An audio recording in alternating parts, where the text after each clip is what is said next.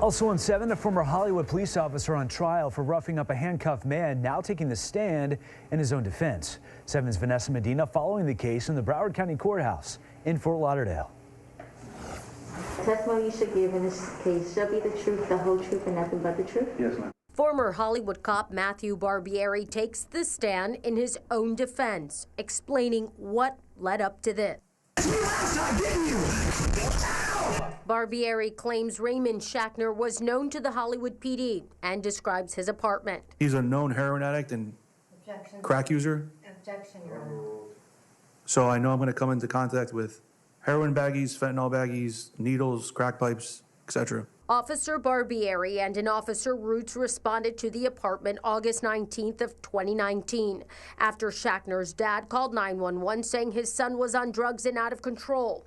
When the two arrived, he was in the bathroom. He threw a bag of heroin into the sink, and he also grabbed a syringe with his right hand. Why is your hand going on your gun?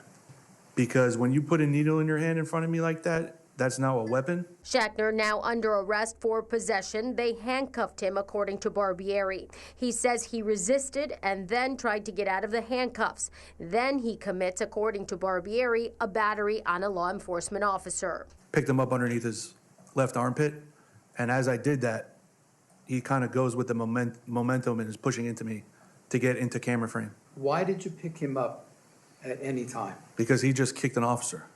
Then this happened.